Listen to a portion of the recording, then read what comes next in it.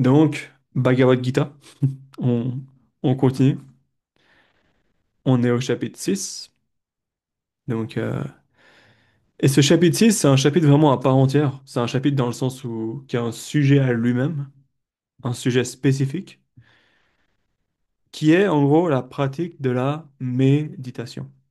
Méditer. Comment méditer, comment absorber son mental, on va le voir dans le divin. Comment, qu'est-ce que Krishna appelle la méditation? Quel est le vrai type, comment dire? Quel est le yoga le plus efficace, tout ça? Il va discuter tout ce genre de choses. Et on a vu l'autre fois, il avait donné un point clé. Alors, premièrement, que le vrai renoncement, c'est pas le renoncement extérieur, le vrai renoncement, c'est à l'intérieur. Donc ça, c'est vraiment une base pour la pratique du yoga. Et la deuxième chose, c'était que on a un mental. Et le mental, soit c'est notre ami, soit notre ennemi. Si le mental, nos pensées, nos mémoires sont contrôlées, c'est notre ami. Si il n'est pas contrôlé, ça devient notre pire ennemi. Parce qu'il va nous tirer vers le bas constamment. Et du coup, Krishna avait dit, en utilisant son mental, on devrait s'élever. Faire tout ce qu'on peut pour s'élever en utilisant notre propre mental. Ok, donc c'était la... c'était un peu ce qu'on avait vu au début du chapitre. Et maintenant, on va retourner dans le... directement avec la suite.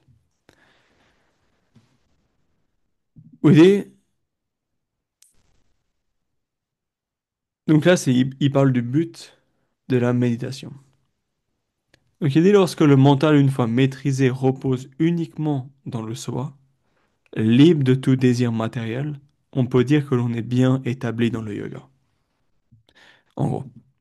Donc, ce qui se passe, c'est qu'en pratiquant cette pratique de méditation quotidiennement, tous les jours, on se libère des désirs matériels.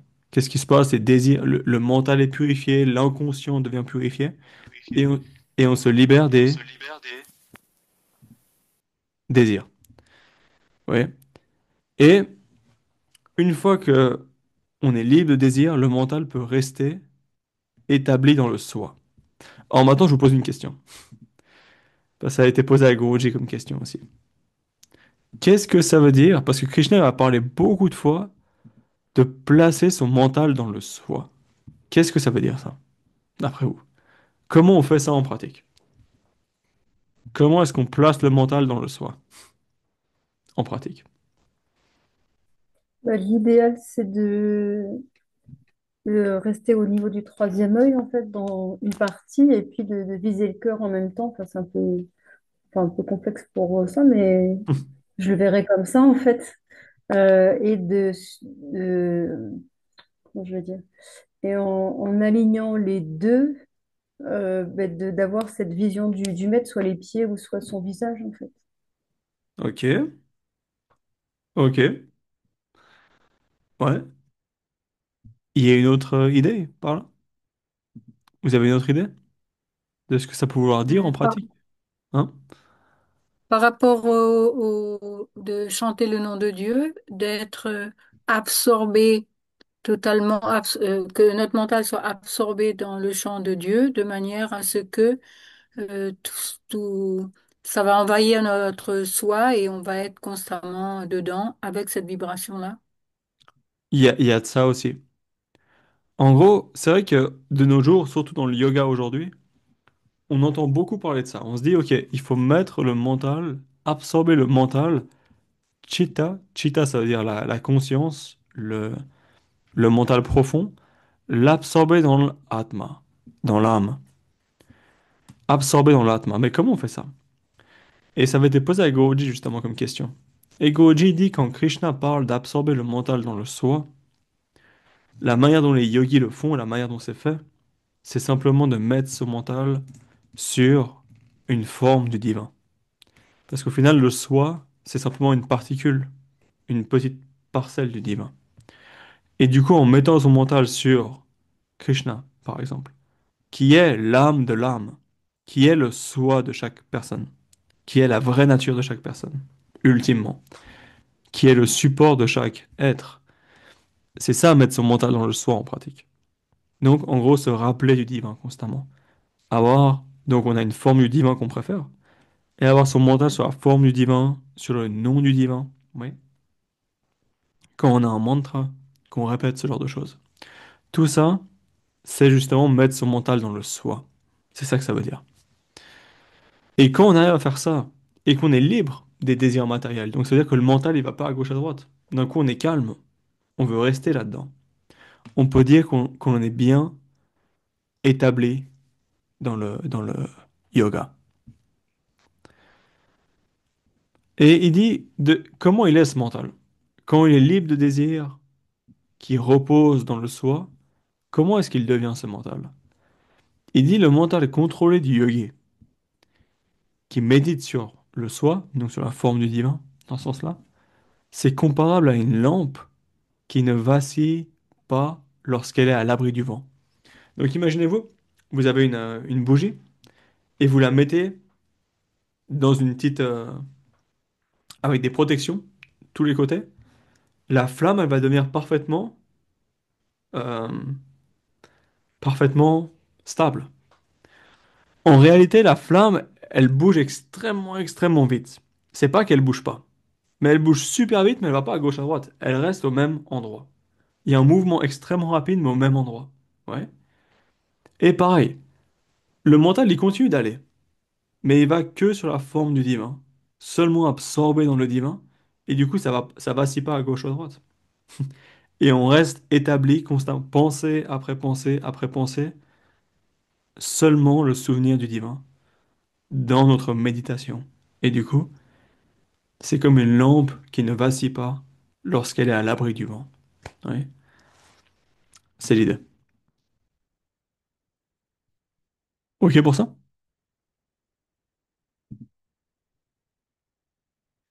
N'hésitez pas s'il y a des questions.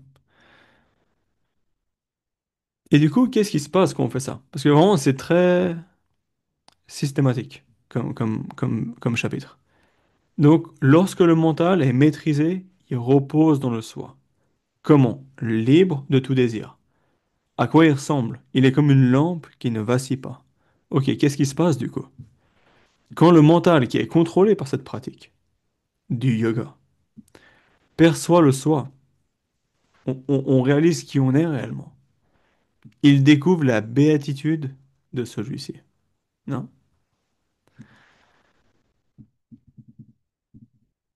Tushyati. Oh oui, cette joie, cette intense béatitude de celui-ci. Et on est ok. En faisant l'expérience de cette joie intense, et là c'est important. Imaginez-vous la situation du coup. Quand le mental, contrôlé par la pratique du yoga, perçoit le soi. Ok. Il découvre la béatitude de celui-ci.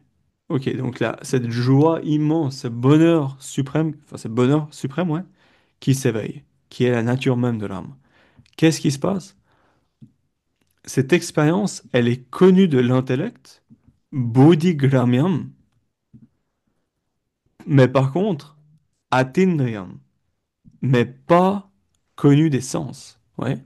Donc on a cinq sens externes et le mental qui est le sixième sens, on peut dire. Donc le mental qui est tourné vers l'extérieur, qui est le sixième sens. Et c'est là qui est intéressant. Sous comme cette béatitude, cette joie intense, atyontikam, est perçue par l'intellect. Ouais.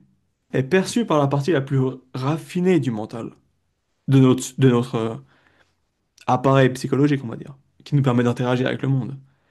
Cette, ce bonheur du soi, de qui on est réellement, est perçu par cet intellect, cette partie très raffinée du mental, mais n'est pas perçu par le mental grossier et les sens. Ouais.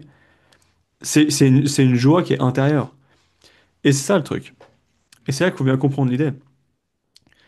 Parce que le problème du bonheur qui vient de l'extérieur, le problème de trouver son bonheur à l'extérieur, c'est quoi? C'est que maintenant, je vais manger quelque chose de bien, que j'aime bien. Qu'est-ce qui se passe? je vais avoir un bonheur qui vient et il part. Par exemple, aujourd'hui, je me suis fait à manger un truc que j'aime bien. Le lundi, en général, c'est ce que je fais.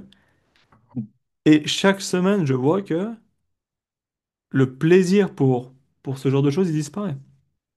Semaine après semaine, le désir pour ça disparaît. Parce que ma pratique de yoga, elle m'apporte beaucoup plus de bonheur que ça.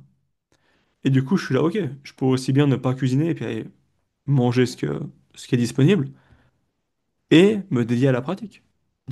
Beaucoup plus de joie là-dedans, vous voyez? Mais en gros, le problème de tout le bonheur qui vient de l'extérieur, c'est qu'il vient et il part. C'est intense et ça part. Dans le temps, ça disparaît. Même le bonheur qu'on a avec d'autres gens, par exemple, dans les relations, dans nos amis, tout ça, qu'est-ce qui se passe? Ça vient et ça part. Ça doit partir. Parce que c'est lié au corps, c'est lié au mental, à deux choses qui sont impermanentes. Donc tout ce qui vient pour les sens de l'extérieur à l'intérieur, c'est pas permanent. Tout ce qui apporte une modification dans le mental depuis l'extérieur, c'est pas permanent. Et par modification, je parle du bonheur, tristesse, ce genre de choses. Ouais. Mais ici, on parle d'autre chose. On parle sukham, ce bonheur, ok, mais qui vient de l'intérieur et qui est perçu de l'intérieur, pas de l'extérieur. Ouais. Et vu qu'il vient de l'intérieur, il n'a pas de cause. C'est ça le truc, il n'a pas de cause. Le bonheur qui vient de l'extérieur, il a une cause. On aime ça, on n'aime pas ça. Ouais. Il y a une cause et un effet. Ici, c'est ce qu'on est. On est ce pur bonheur, on est cette joie intérieure. Et du coup, quand on contrôle le mental par la pratique du yoga, qu'est-ce qui se passe? On découvre ça. Et comment est-ce qu'on le découvre? Ça se révèle de l'intérieur à l'intellect, qui est la partie la plus raffinée de notre appareil psychologique, le mental. Et on se maintient fixement dans cet état sans plus jamais en chanceler. Et donc quand on atteint ce bonheur qui est suprême, c'est pas qu'on y va et qu'on y part. Ça devient constant. C'est l'idée de ces deux versets-là. Donc très important cette idée-là. Buddhi Ici, Graham, yeah. Et du coup, vas-y, je vais. dans ce verset-là, dans ce contexte-là, le soi, c'est l'atma. Ouais, c'est l'atma. Mais tu vas voir, Ok. le truc de ce chapitre 6, c'est que le soi, ça veut vraiment dire les deux. Tu vois, parce qu'au final, là, il parle du yoga et de mettre le mental sur l'atma. Mais atma, ça veut dire atma et paramatma. Ça veut dire les deux. En gros, ça veut dire le soi individuel et Dieu. Ça dépend de comment tu approches cette pratique, tu vois. Parce qu'à la fin du chapitre, on va le voir ce soir. Il donne différents chemins du yoga. Et il dit, ils sont tous valides. Mais il y en a un qui est supérieur. Et celui qui est Hmm. supérieur, c'est de méditer sur lui, tu vois. En gros, l'atma, c'est lui, tu vois, ultimement. Tu vois ce que je veux dire? Ok. Hmm. Donc, c'est dit, tu peux vraiment le voir à différents niveaux. Mais l'idée, c'est que quand on touche le spirituel, c'est un bonheur qui vient de l'intérieur. C'est pas quelque chose qui vient de l'extérieur. Ça vient pas des sens. C'est ça l'idée. Ok. Moi, j'ai une question aussi. Yes. Est-ce que le fait, par exemple, de toucher ce bonheur peut faire peur et au contraire fermer et dire stop et de réapprivoiser tout doucement au fur et à mesure des pratiques? Ou est-ce qu'une fois qu'on l'a atteint, on l'a atteint? Non, alors ça, c'est une grosse question qui revient très souvent. Et très très bonne question. Quand on parle de béatitude, quand on parle de ce bonheur suprême que Krishna y parle ici, où il dit c'est Atyantikam, et il dit il n'y a pas de, ça ne chancelle plus, ça ne bouge plus. Tu vois? C'est stable. Quand on parle de ça, Guruji, il parle de béatitude, de cet amour divin, et il dit une fois qu'on a touché ça, ça ne part jamais. Donc Guruji met ça très très très élevé, mais il dit le moment où on touche ça, c'est pour toujours. Ça va plus jamais partir. Donc c'est vraiment l'idée, vous voyez? C'est pour ça, si on dit ce matin je suis en béatitude, et après ça part, après ça revient, C'est pas la béatitude. C'est pas ce que Krishna parle ici. C'est pas ce que Guruji parle quand il parle d'amour et de béatitude. C'est quand c'est un état où ça ne part plus jamais. Pas c'est ce qu'on veut, non. Tant que ça vient et ça part, c'est pas le but de la vie. Tant que ça vient et ça part, on sera jamais satisfait avec ça. Parce que l'âme, elle est éternelle, elle peut jamais être satisfaite par quelque chose qui vient et qui part. Seulement quand quelque chose devient constant, on peut vraiment être établi là-dedans. On peut vraiment dire, ok, c'est le but, tu vois. Et du coup, est-ce que une personne, par exemple, qui a un mental ou un ego, enfin, je sais pas comment dire, fort, est-ce Mhm. qu'elle peut goûter ça, mais si l'ego est fort, peut dire, bah non, c'est trop peur, je ne veux pas y aller, ou non, elle peut pas, Non, parce que non, parce que c'est au-delà de l'ego, tu vois. C'est au-delà de l'ego, justement. Quand il parle de cette béatitude, c'est vraiment quand elle est au-delà de tout ça. Alors moi j'ai une question qui part un petit peu dans le sens de Keshavadasi. Mhm. C'est alors par moment on est dans un moment de paix, de calme et de vraiment de bien-être. Mhm. Et alors comment peut-on appeler ça en fait? Parce que c'est vrai quelquefois on est tellement bien et quelquefois ça nous fait peur. Je comprends très bien la question. Je vois très bien pourquoi Keshavadasi est Amutadasi. Je vois très bien pourquoi vous demandez ça.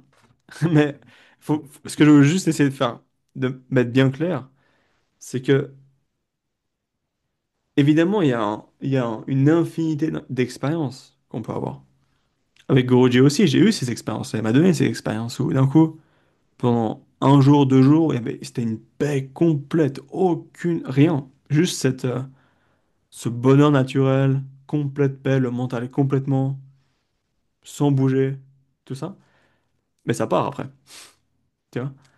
Et du coup, on peut atteindre ça, il n'y a pas de souci, il peut donner ça. Par la pratique, on peut atteindre ça. Ces états de bien-être, de joie, tout ça, intense. Mais c'est pas la béatitude. C'est ça le truc. Ici, quand il parle de... Il dit sans plus jamais en chanceler. Tu vois, ça le truc, quand on parle de cette béatitude de l'âme, c'est quelque chose qui ne part plus. C'est quelque chose qui est pas matériel, c'est quelque chose qui vient d'ailleurs, de qui on est réellement. Et c'est là que c'est... Alors pourquoi Ouais. alors pourquoi il nous fait goûter à ça de temps en temps comme ça? Enfin, Ben, c'est pas à ça. C'est pas à ça, Non, justement. c'est pas ça. C'est pas. J'ai bien compris que c'était pas ça, mais il nous donne un petit avant-goût comme ça Pour la et motivation. voilà, Non, mais certainement. Mais ça, non, Goji dit, il nous donne des entrevues de ce genre de choses. Tu vois? Mais c'est pas encore ça, parce que quand c'est ça, ça part jamais. Ça peut pas partir. Mais du coup, mais du coup, est-ce qu'on peut dire que quand on a atteint cet état-là, du coup, c'est la réalisation de Dieu? Tu peux dire. Tu peux dire. Si ça... De la manière dont Goroji en parle, oui. Si on parle d'une béatitude qui ne part jamais, qui est suprême, oui. C'est Dieu lui-même. C'est le divin. C'est vraiment cette nature du divin à l'intérieur. Mais on va le voir ça, à la fin du chapitre, il va expliquer, vous allez voir ça. Ça va devenir clair. Si on parle de l'âme, si on parle de Dieu, c'est juste différentes perceptions. Mais ouais, juste l'idée, c'est juste pour se dire que quand on parle de béatitude, de bonheur suprême, on parle de quelque chose qui ne part jamais. Donc si ça vient et ça part, on est toujours sur le chemin. C'est pas encore ça. On est peut-être extrêmement proche, mais c'est pas encore ça. C'est ça l'idée. Tiens. Évidemment, sur le chemin, ça peut faire peur, ça peut... Il y a beaucoup de choses qui peuvent arriver comme ça. C'est clair. Mais là, il parle de quelque chose qui vient, qui ne part plus, justement. Sans plus jamais en chanceler. J'ai une petite question Mhm. complémentaire du coup. C'est une fois que cet état est atteint, est-ce que le contrôle du mental, ça devient une conséquence de cet état, ou est-ce qu'on doit toujours faire un effort pour contrôler le mental? Ou est-ce Ok. que ça a plus du tout lieu d'être? Alors là, tu peux voir deux choses pour cette question-là. Contrôler, tu vois, avant d'expliquer cette béatitude de l'Atma, ou du divin dans ce cas-là, il parle d'un mental contrôlé par la pratique du yoga. Verset d'avant, il dit, quand le mental est comme une lampe qui ne vacille pas. Et encore avant, il dit lorsque le mental est maîtrisé. Tu vois? Donc il insiste énormément sur le point que ça va pas se passer tant que le mental n'est pas calme et pas maîtrisé. Maintenant, une fois que ça arrive, qu'est-ce qui se passe? Et ça, pour comprendre ça, il faut qu'on revienne. Alors, je vais ouvrir un deuxième document. On peut retourner au verset 2, 59. Voilà, on y est directement. Je sais pas si vous vous en souvenez de ça. Il disait Vishaya vinivaltante nila rasya dehina rasala valjam rasopiasya palam drishtva nivaltate.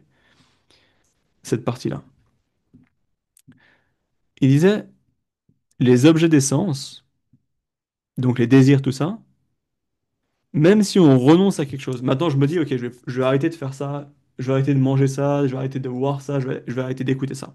Peu importe, quelle musique ou peu importe. Je peux m'en abstenir. Je peux m'abstenir du désir, mais ça ne veut pas dire que le désir va s'arrêter. Le désir pour ces choses sera toujours là, mais je m'en abstiens.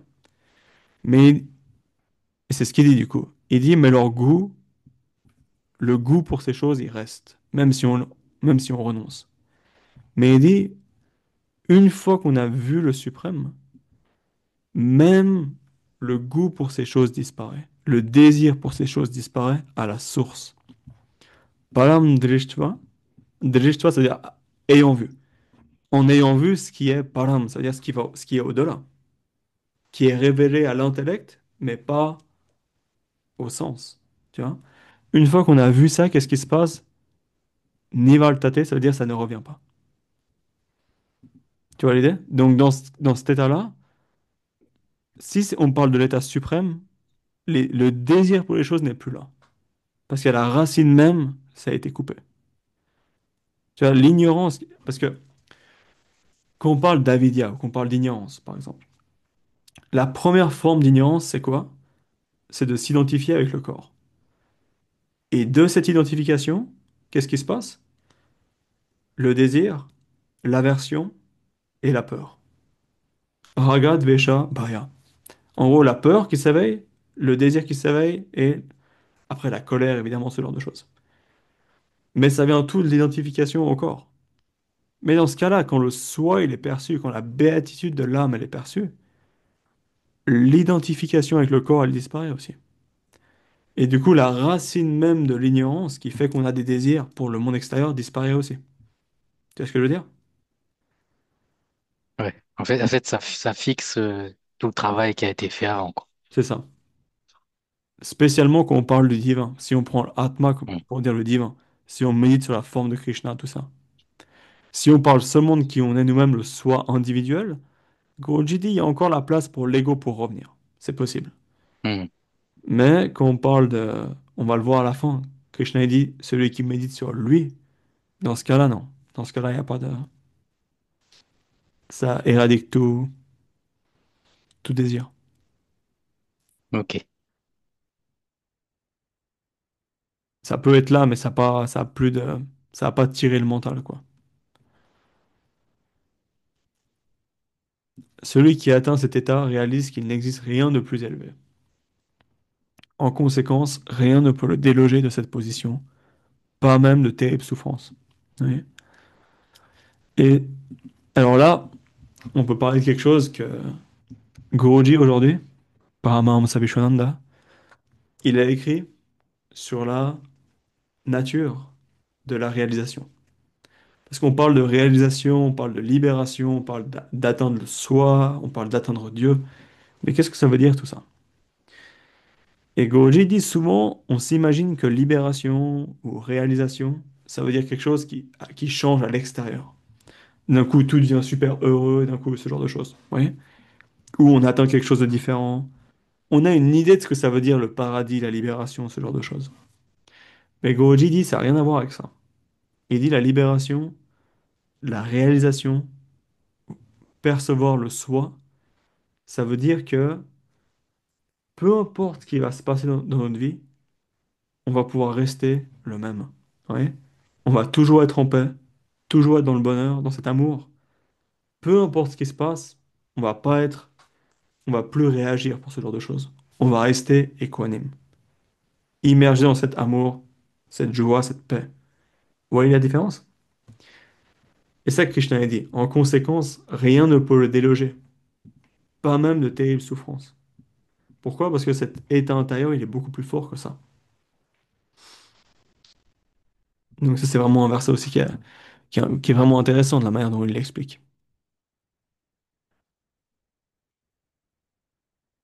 Et du coup, une petite définition. Il dit Arjuna, tu dois comprendre que cette délivrance de toute souffrance est la raison même du yoga. Ouais. La raison même du yoga, pourquoi on fait du yoga, pourquoi on fait ce genre de choses, c'est pour la délivrance de dukkha, de cette souffrance. On veut être libre de ça. En gros, le samyoga, le contact avec la souffrance, on veut qu'il soit illuminé. Ouais. Par conséquent, le yoga doit être fait comment? Avec détermination. Et un mental libre, et un mental libre de tout découragement. Ouais. Donc vraiment, Krishna a dit, une fois qu'on comprend ça, une fois qu'on comprend que tout ce qu'on veut en tant qu'être humain, c'est être heureux. On veut ce bonheur, tout le temps. Tout ce qu'on fait, c'est pour atteindre ça. Et qu'on comprend que ce bonheur, il peut venir de l'intérieur. Bodhi grayam atindriyam. Ça vient de l'intérieur. Comme il l'a dit juste avant, oui, juste ici. Et ce bonheur, une fois qu'on le touche, il part jamais. Du coup, on se dit, ok, j'aimerais bien avoir ça. Et ce bonheur, qu'est-ce qu'il fait? Il éradique toute souffrance. Et c'est la définition même du yoga. C'est la raison même du yoga. Et du coup, quand on comprend tout ça, qu'est-ce qui se passe? On pratique le yoga avec détermination et un mental libre de découragement. On se décourage pas, on y va tout le temps, tout le temps, tout le temps, jusqu'au moment où le samyoga, le contact avec la souffrance dans notre vie, il n'existe plus. Ok. Où on détruit ce contact avec la souffrance. Et c'est Mais l'idée du du coup, yoga. Ouais. j'ai une question. Est-ce que du coup, c'est apparenté à la foi, puisque la foi, c'est à la fois une détermination, c'est un peu ça? Est-ce que c'est ça ou est-ce que ça veut dire encore autre chose? La foi, c'est la première étape. La foi, c'est la première étape. Là-dedans, ouais. Et la foi, elle grandit dans la confiance.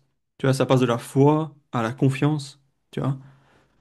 Et de cette confiance s'éveille l'amour, tu vois, ce genre de choses. Guruji explique. Mais du coup, oui, c'est lié à la foi, mais c'est même plus que la foi, tu vois. C'est vraiment, oui, t'as la foi là-dedans, t'as la foi dans le yoga, dans le chemin, dans le maître spirituel. Et du coup, depuis cette foi, s'éveille cette profonde confiance là-dedans, et du coup, avec détermination et un mental libre de découragement, tu t'engages à fond, quoi. Et donc, ça montre bien aussi quelque chose qui est assez important. J'en parlais hier soir justement avec tous les très jeunes de Bhakti Marga, de moins de 25-26 ans. On a une session une fois par semaine sur un peu la philosophie. Et on parlait de ça justement hier. Comment prenez une minute, une petite minute pour réfléchir à ça. Toutes nos actions, tout ce qu'on fait, n'importe quoi, on le fait dû à la connaissance qu'on a. Oui.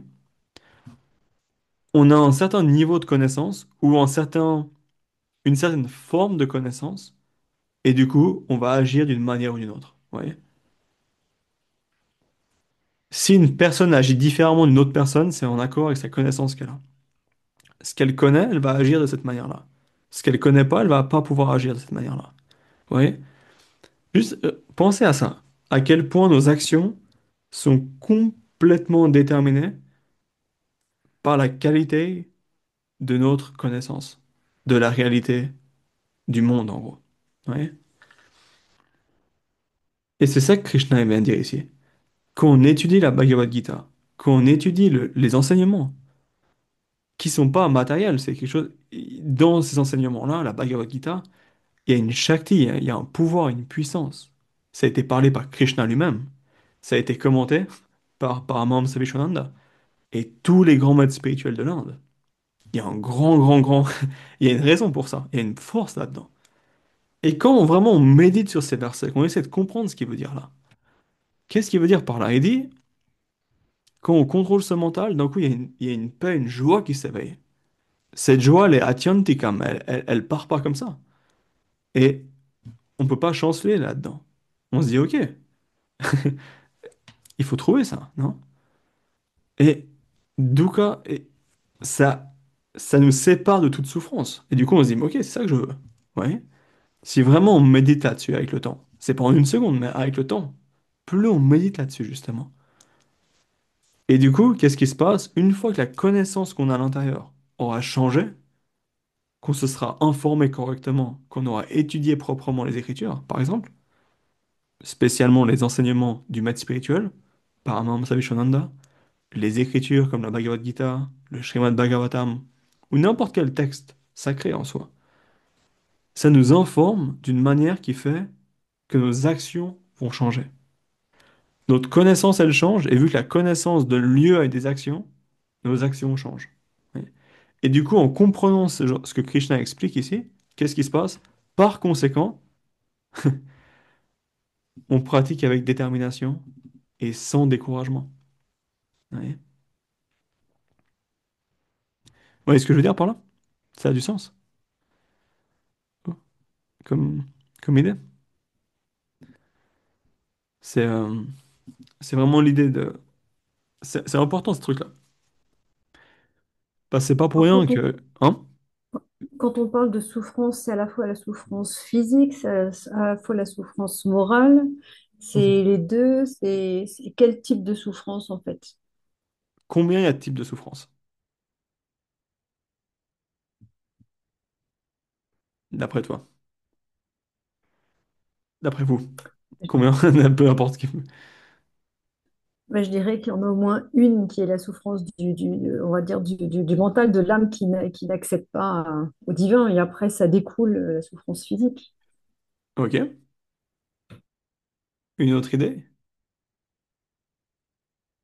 Alors, je ne sais pas si j'ai bien entendu la réponse de Keshavadasi. Si elle disait c'est la souffrance d'être séparé de Dieu, c'en est une. Mhm.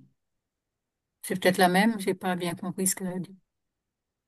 Et la En, souffrance en- morale aussi. en gros, c'est expliqué dans les sages de l'Inde, ils ont pensé à ça. Et ils ont dit il y a trois types de souffrance. Ils appellent ça Adi Atmika, Adi Bautika, Adi Daivika. Alors, c'est pas très important les termes. Guruji en parle aussi de ça. Les trois types de souffrance, en gros, Adi Atmika, c'est la souffrance qui vient, comme tu l'as dit, du mental, du corps, de nous-mêmes. Vous voyez ce que je veux dire? La souffrance qui vient de nous-mêmes. Nos pensées, joie, tristesse, vous voyez ce genre de choses. Il y a une certaine dukkha, il y a une certaine souffrance qui vient de là. C'est ce qu'on appelle Adi Atmika. Je peux les marquer dans le chat, si vous voulez. C'est des termes qui vont revenir dans la guitare aussi, ça. Adi Devika et Adi Bhotika. En gros, Adi Atmika, qui est lié à l'atma, qui veut dire au soi. Donc, c'est la souffrance qui vient de nous-mêmes. Et c'est vraiment la souffrance qui est la plus problématique, on va dire.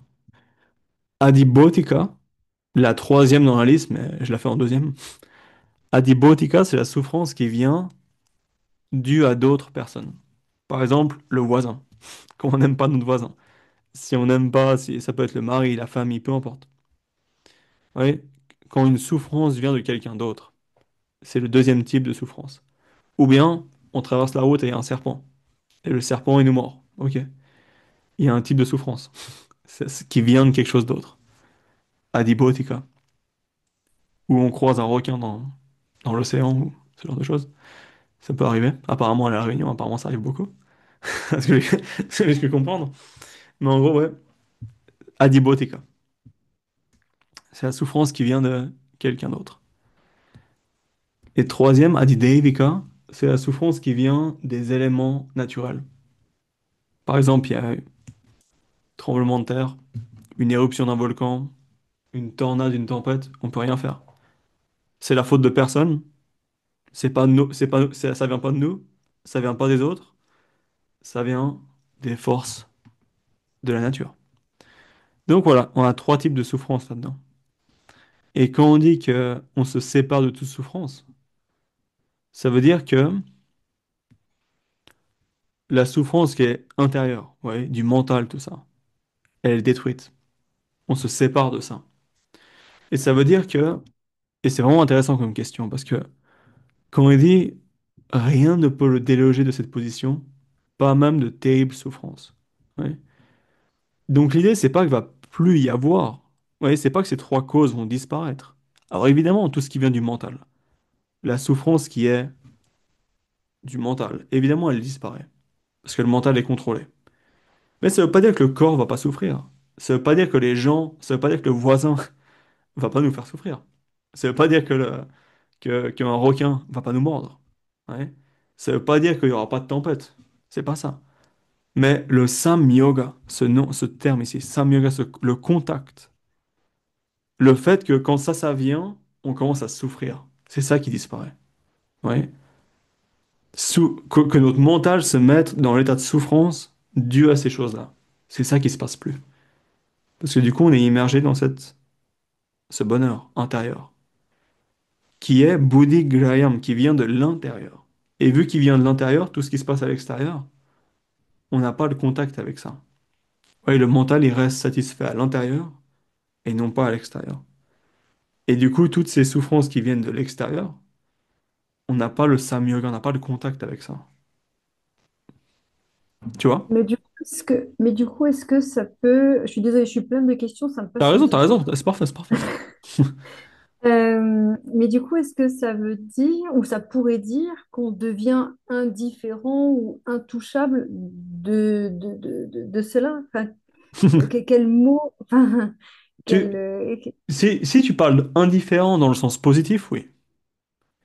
Parce que tu vois, c'est oui, quel état nous rend comme ça? C'est l'état d'amour.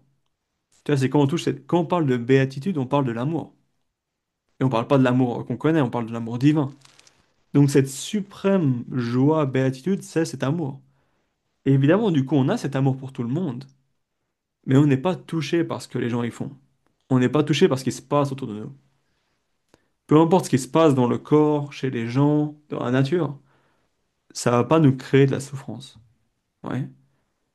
Le mental va pas se mettre dans un état de souffrance parce qu'il est établi dans le soi. Il pourra toujours prendre une distance. C'est ça l'idée, tu vois. Et du coup, oui, on devient le même, on devient équanime par rapport à ces choses-là. Mais c'est pas équanime du genre on s'en fout de tout le monde. C'est pas l'idée. C'est équanime dans le sens où on voit la même essence dans chaque chose. Ouais, tu vois? C'est un changement de vision, c'est pas un changement de. C'est pas qu'on devient négatif ou qu'on devient, comment on peut dire, euh, euh, flemmard et un peu on s'en fiche des choses. C'est pas ça. Mais c'est juste qu'on n'est pas touché par les choses externes. C'est ça qui se passe. est-ce qu'on peut être l'observateur, entre guillemets, de C'est voir ce ça. qui se passe, de voir la personne dans sa souffrance, de constater qu'elle est dans sa souffrance, mais du coup de ne pas le prendre en charge, entre guillemets, sur soi? C'est ça. Exactement. Et c'est eux. Ah, une fois, ils avaient demandé à Guruji, par Mahamsa Vishwananda. Ils lui ont demandé, ils ont dit, est-ce que. Ils ont demandé à Guruji, ils ont dit, est-ce que, Guruji, est-ce que tu as de la sympathie pour les gens? Est-ce que tu as de la sympathie pour les gens quand ils viennent vers toi au darshan et qu'ils disent j'ai tel ou tel problème? Et qu'est-ce qu'il a répondu? Il a dit, si j'avais de la sympathie pour les gens, je pourrais pas les aider. Tiens. Donc s'il se mettait dans l'état des gens, s'il se laissait prendre dans l'état des gens qui rentraient dans ce jeu de la souffrance, il pourrait pas aider. La raison pour laquelle il peut aimer et aider tout le monde, et guérir tout ce qu'il veut et faire tous ses miracles, c'est parce qu'il n'est pas pris par cette souffrance. Tu vois, ce Sam Yoga, ce contact avec la souffrance, il n'est pas là. Il connaît ce qui se passe dans la personne. Il sait ce que c'est cette souffrance. Mais il n'est pas pris par ça. Tu vois? On va le voir dans les chapitres prochains aussi. Krishna, il parle de cette réalisation comme être libre des gunas. Tu vois? De la passion, de l'inertie, de l'harmonie. Ça se passe, mais on est libre de ça. On n'est pas touché par ça. Donc c'est comme tu l'as dit, c'est ne pas prendre les choses sur nous. Tu vois?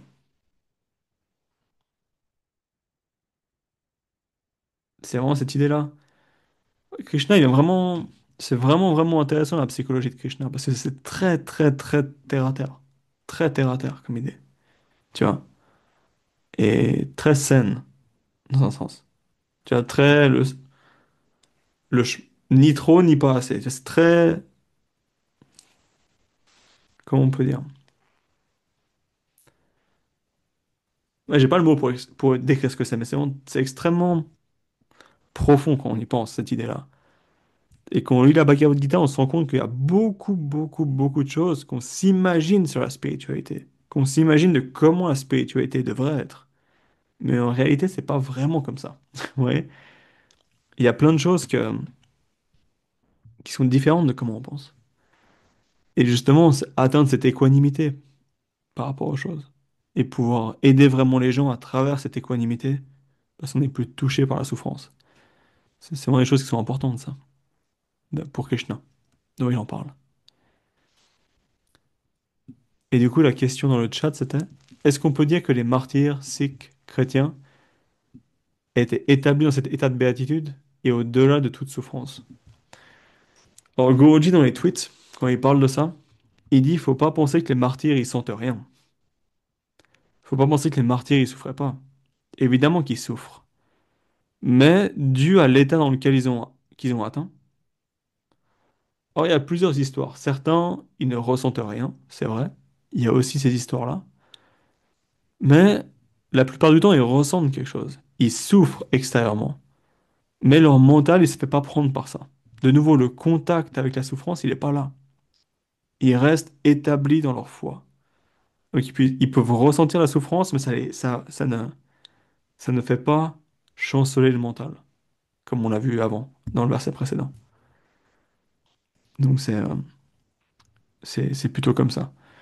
Guruji, il a vraiment dit, il faut pas penser que les martyrs ne sentent rien. Ils ressentaient quelque chose de très fort. Beaucoup, beaucoup de souffrance. Mais pas de la même manière qu'on pense. C'est ça l'idée. Ils étaient, comme tu l'as dit, établis dans quelque chose d'autre.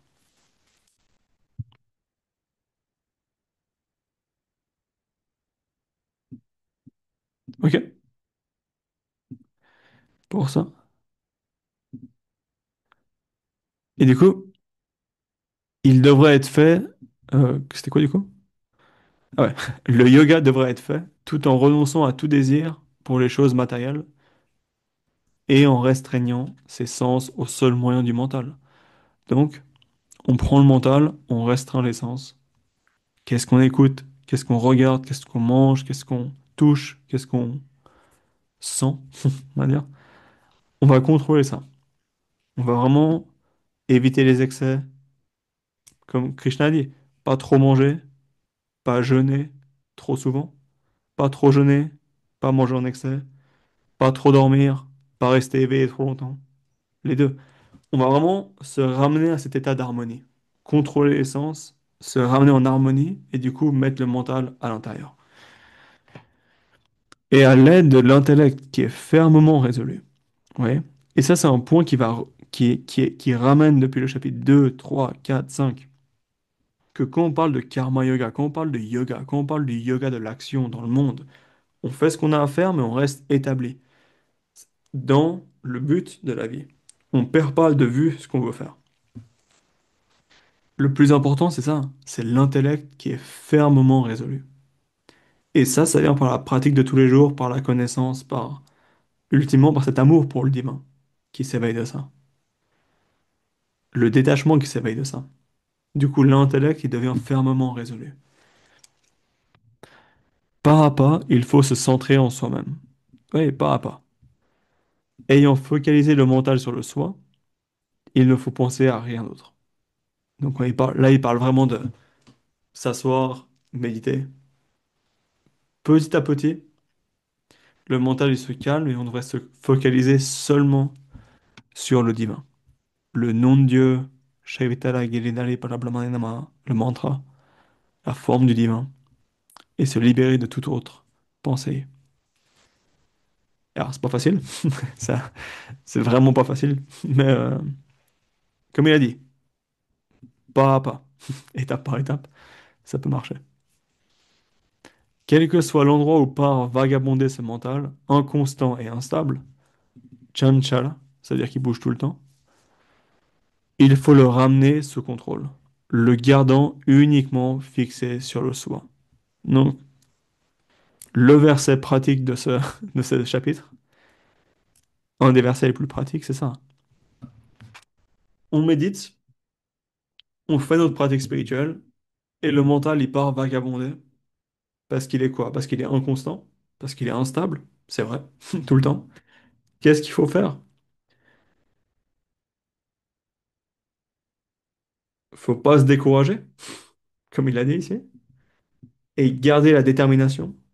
Et on ramène le mental sous contrôle, le gardant fixé sur le soi, qui veut dire on le fixe sur l'image du divin, sur le mantra, sur les lilas, les histoires du divin, tout ça.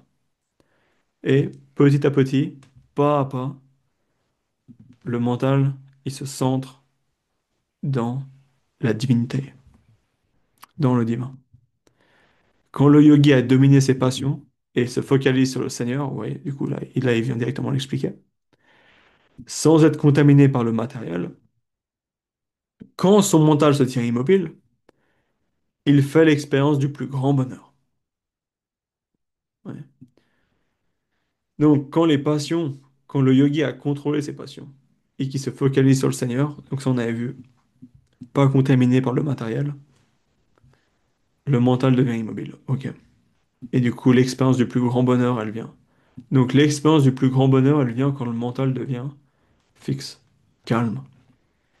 Et ça, on peut l'expérimenter tous les jours.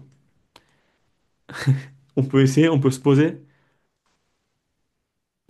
on peut aller au restaurant, on peut aller à la plage, faire tout ce qu'on veut. Dans les règles. Tout ce qui est OK avec les votes dévots, on va dire quand même, pour ceux qui sont dévots. En gros, on fait tout ce qui pourrait faire plaisir au sens, OK? À la fin de la journée, le bonheur, il sera peut-être même pas là. Peut-être même pas là. Il y aura une petite joie sur le moment, et puis après, ça part très rapidement. Comme n'importe quoi qui vient de l'extérieur. Maintenant, si on prend 1 heure et demie, 2 heures, qu'on se pose, qu'on pratique Atma Kriya Yoga. Tranquille, relax, pendant 1 heure, par exemple. Qu'on fait notre japa, tranquille, chanter le mantra.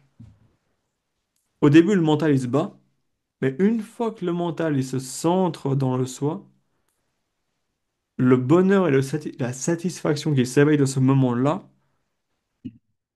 il excède infiniment le bonheur qu'on aurait pu avoir en faisant n'importe quoi dans la journée pour se faire plaisir au sens. Vous voyez ce que je veux dire? Vous êtes d'accord avec ça?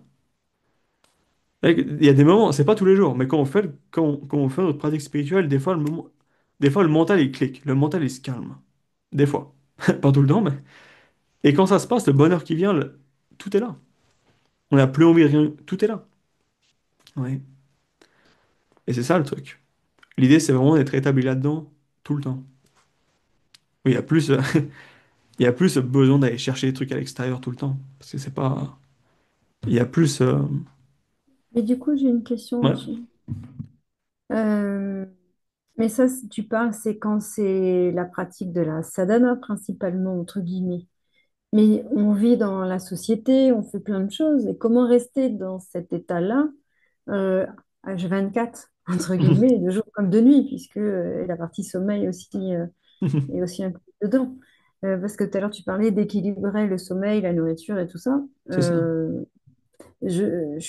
Enfin, ça m'intéresse aussi parce que je suis dans une phase où tout est mélangé, tout est inversé, tout n'a plus de sens en fait. Euh, donc du coup, ça m'interpelle d'autant plus ce que tu es en train de partager. Ben, c'est par la discipline. Tu vois, comme tu l'as dit, au début on fait notre pratique spirituelle, et après ça part très vite. Tu vois. Mais le Guruji dit, si le matin, par exemple, on fait le japa, on fait notre kriya, et qu'après on prend quelques minutes pour rester dans cet état-là. On part pas en courant, on reste 5-10 minutes dans cet état-là. Ça va nous suivre toute la journée. Il y aura une stabilité derrière les choses. Qu'on le veuille ou qu'on le veuille pas, ça va être là, tu vois.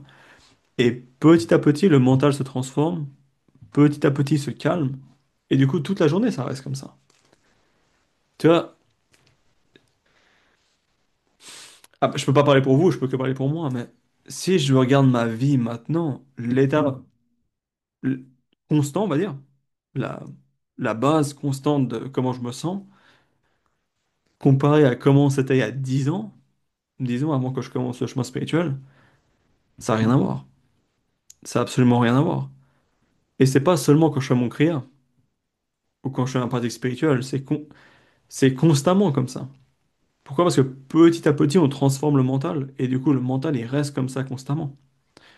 Mais quand on a des moments où tout va à l'envers, où c'est pas, c'est juste garder la discipline et essayer de bien structurer la journée, être discipliné. Et cet état, il vient, il reste. C'est juste à propos de garder la discipline constamment. Et après, et ça s'établit comme ça, avec le temps. Et Guruji dit c'est magnifique ce qu'il dit. Il dit quand d'un coup, on a toutes les pensées négatives, qu'il y a tout qui va à l'envers, qu'il n'y a plus rien qui joue, qu'est-ce qu'il faudrait faire à ce moment-là? Vous savez ce que Guruji dit? Qu'est-ce qu'il faut faire quand toute la négativité revient, le problème revient, tout ça? Qu'est-ce qu'il faudrait faire, d'après vous? Chanter son nom. Oui, mais Moi, il je dit, me mets à... ouais, c'est toutes des très bonnes réponses, c'est sûr. Mais il dit, il faudrait premièrement se féliciter soi-même, être content avec soi-même, se féliciter. Pourquoi? Parce que si ça se passe, ça veut dire qu'on a bien fait notre pratique. Ça veut dire qu'on a fait notre pratique et ça remue des choses, ça fait remonter cette négativité pour la purifier. Et du coup, il dit qu'on voit cette négativité, ces problèmes-là, on devrait être content. Et se remercier nous-mêmes, avoir cette compassion pour nous-mêmes. Oui. Et être content avec nous-mêmes. Parce que, ok, ça veut dire que, ok, il y a tout ça qui se passe, mais en même temps, c'est une bonne chose. Ça veut dire que ce que je fais, ça marche. Tu vois. Et c'est comme si tu nettoies une. Imaginons, t'as une casserole qui est remplie d'huile, et l'huile, elle est collée sur les bords de la casserole et sur le fond. Il y a comme de la graisse qui est collée. Si tu continues, continuellement, tu frottes comme ça, un moment, la graisse, elle va se détacher et elle va remonter à la surface. On est content quand ça se passe. Ça veut dire que ça s'est détaché du fond et qu'on va pouvoir l'enlever. Tu vois, et c'est un peu ça l'idée aussi. C'est que même si on perçoit des fois ces moments de tristesse, à la chambre, c'est pareil aussi. Tout le temps, ça se passe. Et un jour, d'un coup, pour aucune raison, il n'y a rien qui va, on est triste, pour aucune raison. Et qu'est-ce que tu fais à ce moment-là? Tu te dis, est-ce que ma pratique, elle marche pas? Non, au contraire, tu te dis, c'est parfait. Ça veut dire que ma pratique, elle marche. Ça veut dire que tout ce que je fais, ça marche bien. Ça fait remonter les émotions, et après, on peut avancer comme ça. Tu vois? Mais c'est là que la discipline, elle vient. C'est là que la discipline, elle vient.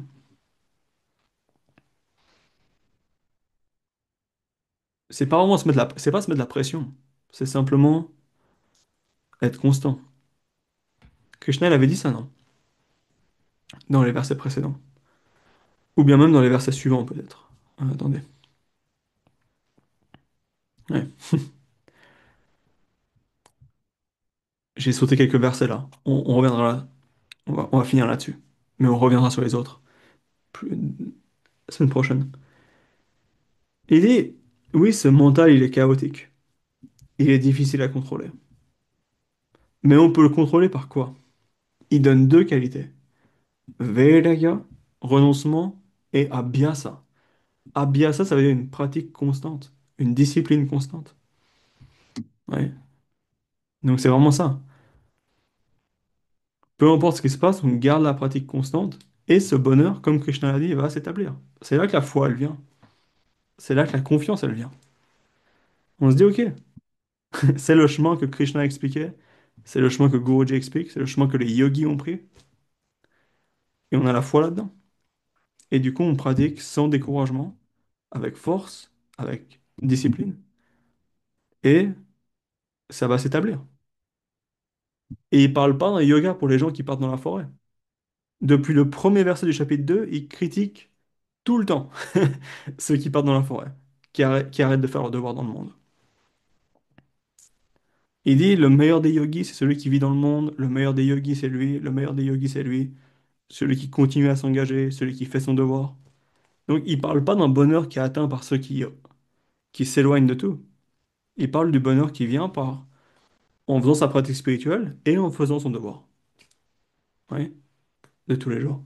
Peu importe ce que c'est.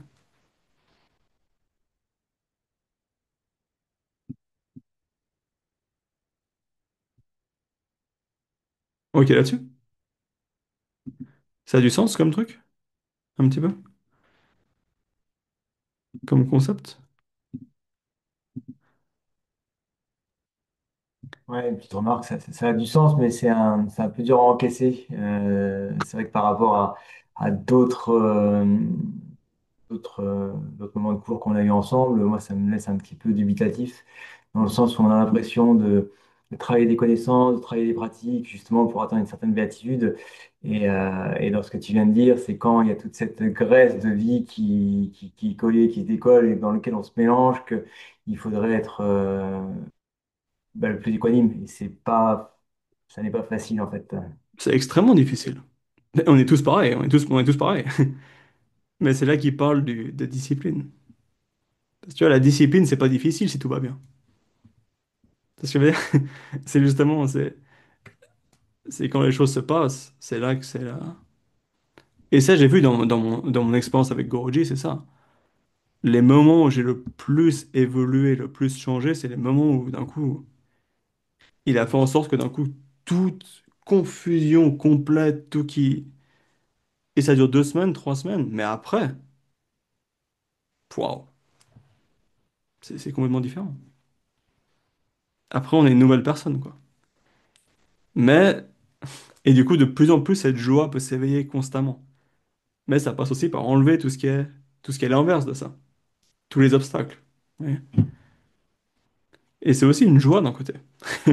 D'essayer de trouver la joie dans le fait ok, d'enlever ces obstacles, quoi, un par un, et de voir que ces obstacles s'enlèvent, tout ça. C'est pour ça que c'est un chemin très, très terre à terre avec Krishna. Oui, évidemment qu'il y a des souffrances, évidemment que la vie elle est comme ça. Mais, étape par étape, on peut s'établir dans cette joie. Et il va le dire après. Tu vas voir dans le verset 9, dans le chapitre 9, il va dire c'est un chemin qui est rempli de bonheur. Tout le temps.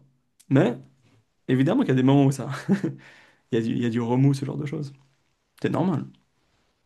Et c'est une bonne chose.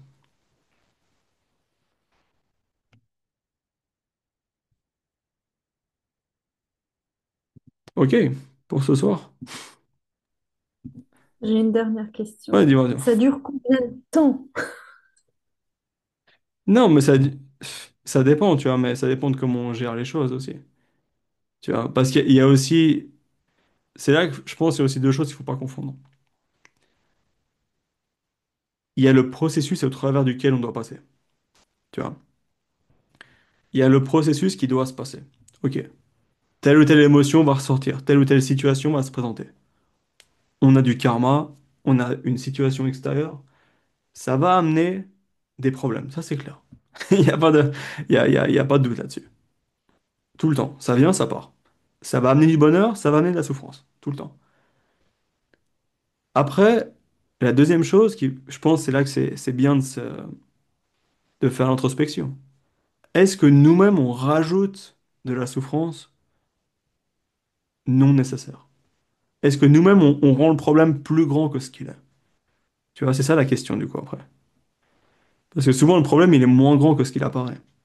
Mais nous-mêmes, on le nourrit tellement que ça devient un immense truc. Tu vois? Par exemple, et on peut finir là-dessus, il y avait une histoire de Arjuna et Krishna. Et c'est une belle histoire dans le Mahabharata, ou dans la tradition orale, où d'un coup, Krishna il va dormir pendant la nuit. Et il dit à Arjuna, il dit, pendant que je dors, protège le, protège les environs. Et d'un coup, il y a un des démons qui vivait dans la forêt, un des esprits, qui s'approche devant Arjuna. Et Arjuna, il commence à avoir peur. Et plus il a peur, plus ce démon, il grandit, il grandit, il grandit, il grandit. Jusqu'au moment où Arjuna, il est tellement pris par la peur qu'il tombe par terre et finit. Et du coup, plus tard, Krishna se réveille et il voit Arjuna couché par terre. Et il lui dit, mais c'est quoi le problème, tu vois? Et avant qu'Arjuna se réveille, le même esprit revient. Et Arjuna et Krishna, cette fois, il lui demande, mais qu'est-ce que tu veux? Tu vois? Évidemment, Krishna, il n'a aucune peur. Et du coup, le même esprit devient extrêmement, extrêmement, extrêmement petit. Et du coup, Krishna le prend et le met dans sa sacoche. Et ensuite, il réveille Arjuna. Et Arjuna, il dit, ah, Krishna, Krishna, faut qu'on parte d'ici parce qu'il y a un immense esprit de la forêt qui veut tuer tout le monde, ou je sais pas, peu importe. Et Krishna, il sort l'esprit de sa poche et lui dit, est-ce que c'est celui-là? Et Arjuna, il dit, oui, mais quand je l'ai vu, il était immense, tu vois. Et en gros, comment Guruji explique la morale là-dedans, c'est ça, c'est que plus on nourrit ce genre de choses, ces émotions négatives, plus ça devient grand, tu vois. Donc le fait que l'esprit soit venu à Arjuna, c'est le karma, c'est le processus. Mais le fait qu'il grandisse jusqu'au point où Arjuna il tombe par terre, c'est Arjuna qui a créé ça.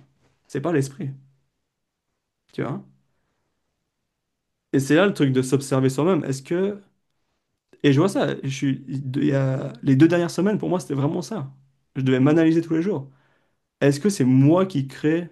Il y avait une situation comme ça, où je voyais que moi-même, je pensais constamment à un problème, et du coup, je le rendais beaucoup plus grand. Et au final, on voit, dès qu'on oublie un peu ce problème, d'un coup, il devient insignifiant. Mais c'est là que Krishna dit, toujours ramener le mental sur lui. Comme ça, on donne pas le... C'est là que la discipline, elle vient. Toujours ramener son mental sur lui, matin, soir, quand on pratique, quand on fait notre japa, peu importe. Comme ça, on ne permet pas au mental de nourrir toutes ces choses négatives. Et petit à petit, on passe à travers les différentes étapes quoi, qu'on a à traverser. Mais on va pas leur donner plus d'importance que ce qu'elles doivent avoir. Vous voyez ce que je veux dire?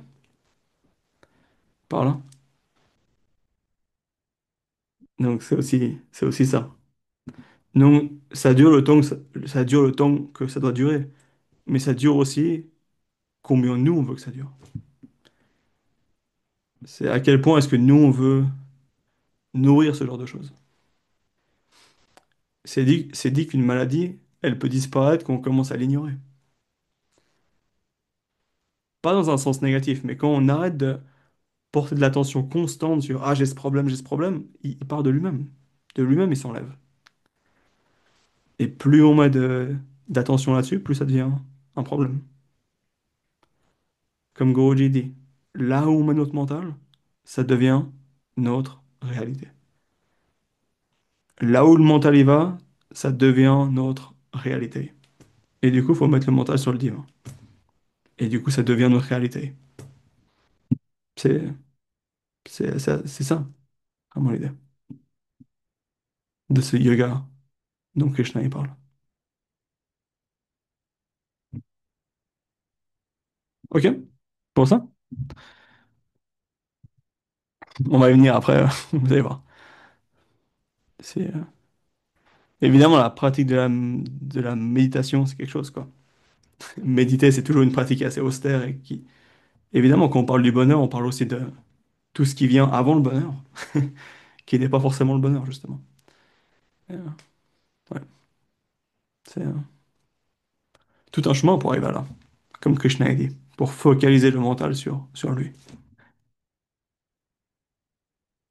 Est-ce que vous avez des questions encore?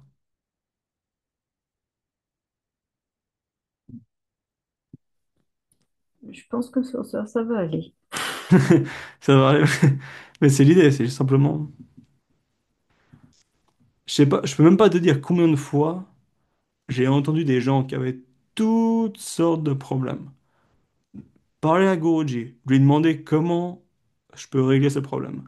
Et qu'il a répondu, fais tes japa, fais ton japa, fais ton japa. Chante le nom de Dieu. Constamment. Et ce que j'ai vu chez les gens, c'est qu'ils ont complètement changé sans s'en rendre compte. Et le problème, ils oublient leur problème. Ils oublient même qu'ils avaient ce problème à la base. Mais avec la pratique. Un petit peu. Ok. Om Shanti Shanti Shanti Shri Gurubhyo Namaha Hari Om Prem se bolo Sadgurudeva Shri Swami Vishnama Prabhu ki Jai Samasta Bhakta Mandali ki Jai